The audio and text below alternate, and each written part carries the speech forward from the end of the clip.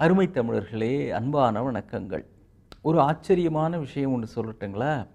இன்றைக்கு காலையில் பொழுது விடிந்தது, சூரியன் உதித்து விட்டது. என்ன பார்க்குறீங்க? இதில் என்ன ஆச்சரியம் அப்படின்னு கேட்குறீங்களா? இது எவ்வளோ பெரிய ஆச்சரியமான விஷயங்க. நேற்று இரவு நம்ம படுக்க போகிறப்போ இருட்டிடுச்சு.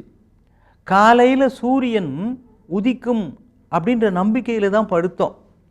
ஆனால் சூரியன் உதிக்கும்ன்றதுக்கு உத்தரவாதம் உண்டா? இப்போ சூரியன் உதிக்கிறதுன்னு நம்ம பொதுவாக சொல்கிறோமே தவிர, இந்த பூமி சுற்றி கொண்டே இருக்கிறது.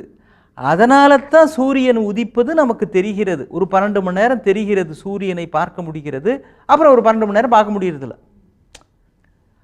இப்போ இரவு படுத்த பொழுது இருட்டி இருந்தாலும் கூட மறுநாள் காலையில் சூரியன் உதித்தது அப்படின்னா இந்த பூமி சுற்றி கொண்டே இருக்கிறது அப்படின்றது உண்மையிலேயே ஒரு மிகப்பெரிய வரம்.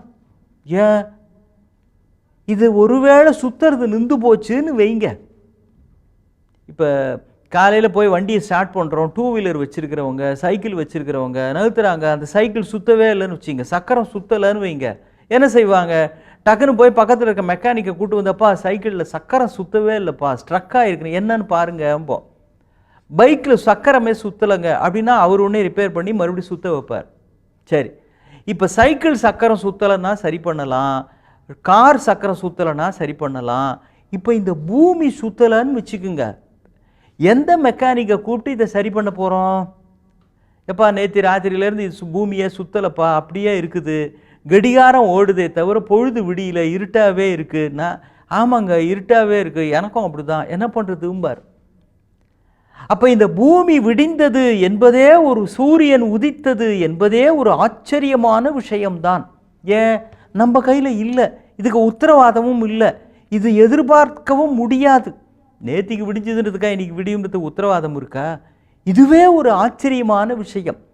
ஆனால் இது ஏன் நமக்கு ஆச்சரியமாக படலை தெரியுங்களா? இது தினம் நடக்குது. நமக்கு பார்த்து பார்த்து பார்த்து பழகி போன காரணத்தால் சில ஆச்சரியமான விஷயங்களும் அன்றாட விஷயங்களால் ஆகிப்போய் விட்டது. ஆனால் வாழ்க்கையில் தொடர்ந்து நடக்கக்கூடியவை இப்படிப்பட்ட ஆச்சரியங்களும் உண்டு.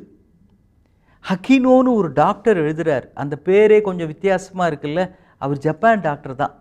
அவர் ஒரு ஸ்டேட்லேருந்து இன்னொரு ஸ்டேட்டுக்கு அன்றைக்கி மாலை கான்ஃபரன்ஸுக்காக போகிறார். அங்கே 7 மணிக்குன்னு வச்சுக்கிங்களேன், இங்கே 5 மணிக்கு புறப்படுறார். அவர் இருக்கிற இடத்துல இருந்து ஒரு 2 மணி நேரம் பயணத்தில் போய் சேர்ந்துடலாம்.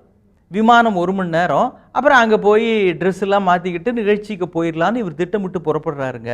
ஆனால் அன்றைக்கின்னு பார்த்து விமானம் லேட், புறப்படுறதுக்கு என்னவோ டெக்னிக்கல் ப்ராப்ளம், அதனால் இன்னும் ஒரு 3 மணி நேரம் ஆகுன்றாங்க.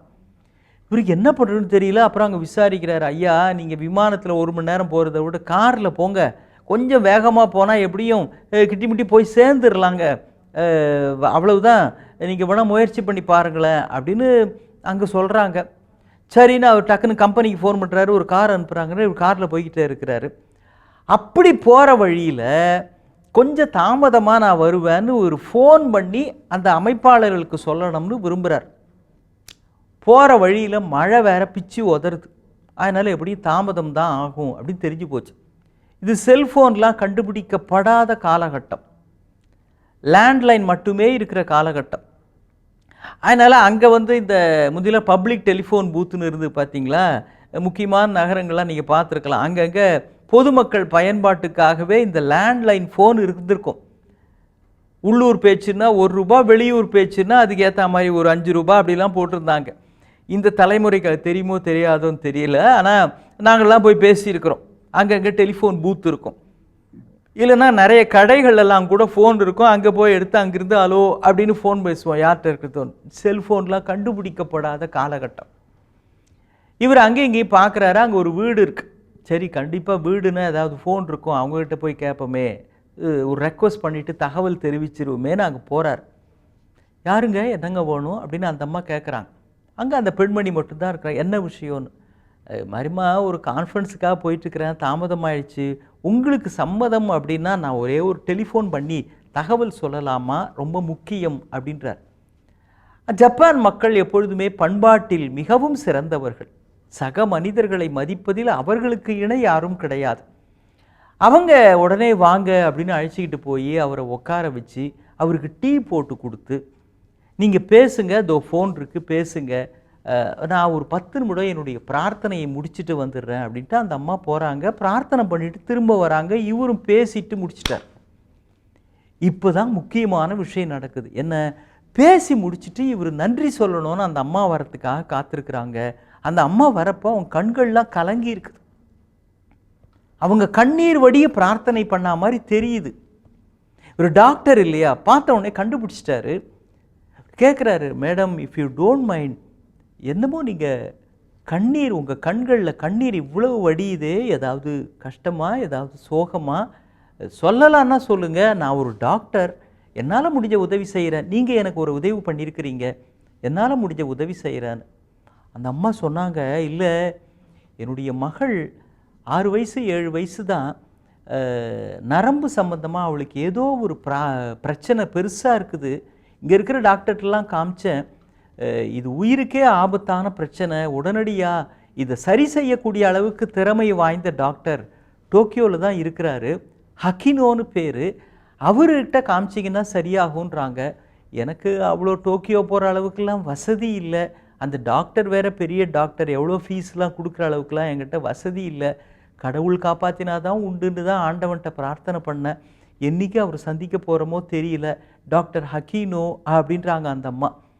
இவர் உடனே சிரிச்சுக்கிட்டு, கவலையே படாதீங்க, நீங்கள் பிரார்த்தனை பண்ணதுக்கு கடவுள் உடனடியாக விடை கொடுத்துட்டான்னு நினைக்கிறேன், ஏன்னா நான் தான் அந்த டாக்டர் ஹக்கீனோ அப்படின்னு, உங்கள் குழந்தையை சரி செய்வதற்காகிற செலவு எல்லாம் நான் பார்த்து கொள்ளுகிறேன், நான் சரி செய்கிறேன், வாருங்கள் தேவையான சிகிச்சையை ஆரம்பிக்கலாம் அப்படின்னு சொன்ன பொழுது அந்த தாய் மீண்டும் கண்ணீர் வடிக்கிறாள்.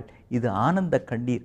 இப்போ பாருங்கள், எங்கேயோ போகிற டாக்டருக்கு திடீர்னு விமானம் கேன்சல் ஆகுது, காரில் போகிறாரு, திடீர்னு மழை வருது, சரியாக அந்த வீட்டின் முன்பாக கார் நிற்கிறது, வேணா ஃபோன் பண்ணி பேசலாமேன்னு இவருக்கு ஒரு யோசனை வர, ஆச்சரியமான விஷயங்கள் தொடர்ச்சியாக நடைபெற்றது. அந்த பிள்ளையினுடைய வாழ்வு சிறக்க வேண்டும் என்று கவலைப்படாதீர்கள், உங்கள் வாழ்விலும் அது சிறக்க வேண்டும் என்று இறைவன் தீர்மானித்தால் அல்லது இயற்கை தீர்மானித்தால் தொடர்ந்த ஆச்சரியங்கள் அன்றாட நிகழ்வுகள் போல சர்வ சாதாரணமாக நடக்கும். நம்புங்கள், நிச்சயம் நடக்கும். இன்னும் சந்திப்போம். வணக்கம்.